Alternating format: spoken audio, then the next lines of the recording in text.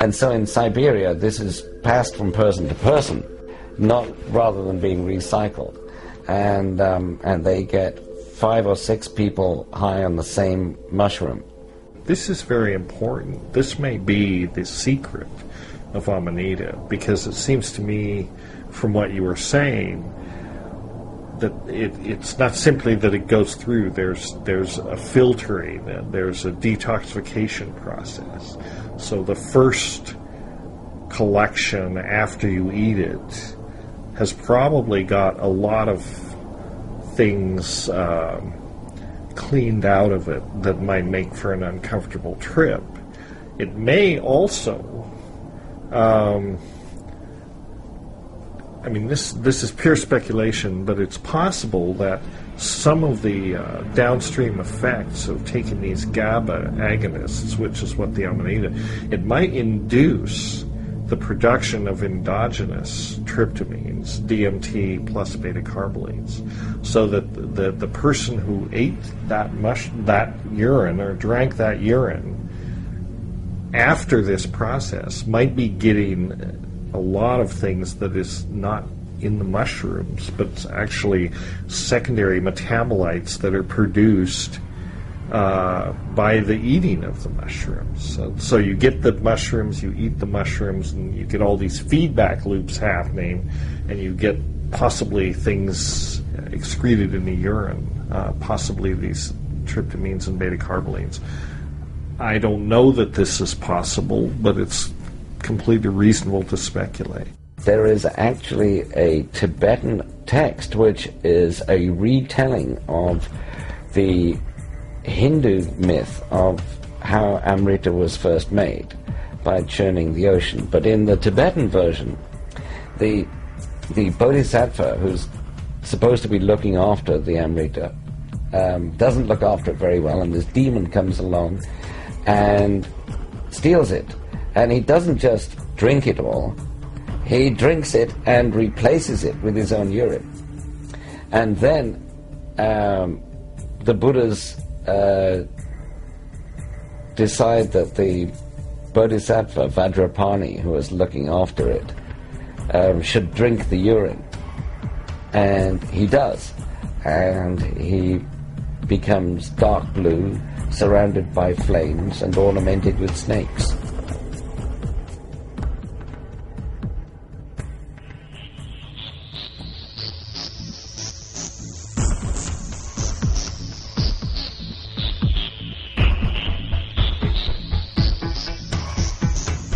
Stepping out.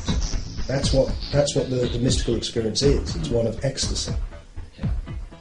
And whilst it's difficult to look at specifically, at least the Gnostic and the pagan initiations, and go, oh, this was what was used, and we don't have that. We can guess, we don't.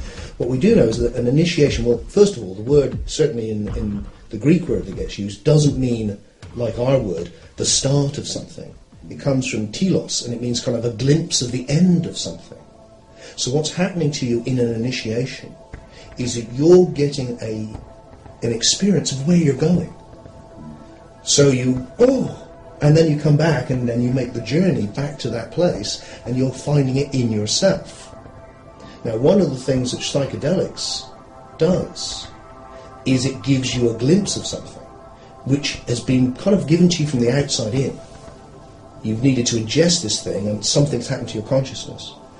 It's a very powerful way of doing that. And so the idea that you could have an initiation, a glimpse of the end, through something which is taken into you, through psychedelics, also through the influence of a teacher or a ritual, or maybe all of it, and then you're on the journey to find that in yourself, because it's already in you. That's what I think is going on, one way or another. It may be the case that there were mystery traditions that made use of psychedelics, and so, we've lost track in our official history of what that use was and what went on. We don't know what they were doing in Egypt. We don't know what the Jews were doing in Sinai. So there's a lot of kind of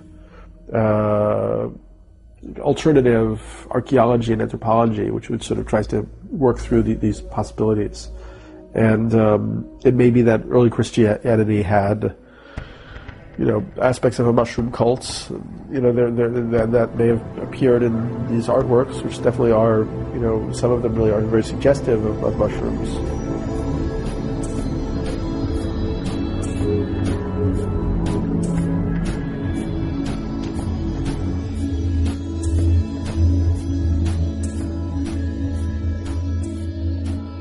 However, I think that sometimes there's a tendency in the psychedelic community to almost become like, entheogenic fundamentalists and think that all visionary experience, was mediated by the psychedelic plants, and that the origin of all religions was based in, the experience of using these substances. And it may be the case, we just don't know. And it may not be the case, because people have visionary experiences, without psychedelics. I mean, diet, fasting, drumming, there are all sorts of, there's a whole range, yoga, there's a whole range of types of experiences that produce mystical visions, sense of unity with the cosmos. So I'm a little resistant to a strain that I often encounter in the psychedelic underground of kind of fundamentalism around these experiences. They were the origin of all genuine religion or whatever. So, but they probably played more of a part than the official story gives credit to. When religions come in contact with a real mystery, with a really numinous thing, they don't like that, because numinous things are inherently dangerous and threatening, and a lot of religion has to do with controlling people, and there needs to be a distance between God or the numinous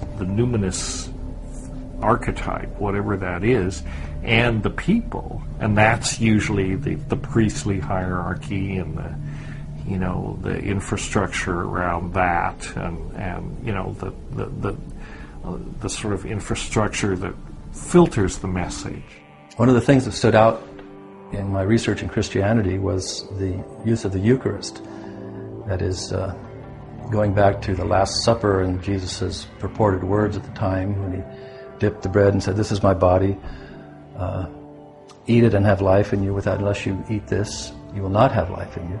And this is my blood," and he handed the cup of supposed wine and said, this is my blood, and unless you drink this blood, you will not have life in you.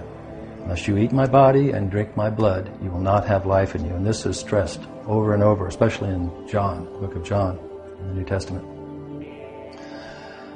So what could this mean? What is this all mere symbol? Why degrade, ostensibly degrade a high spiritual experience by likening it to eating the flesh and blood of another human being? That seems counterintuitive and completely beside the point, unless these were symbols for something else, for another substance. The Christian Eucharist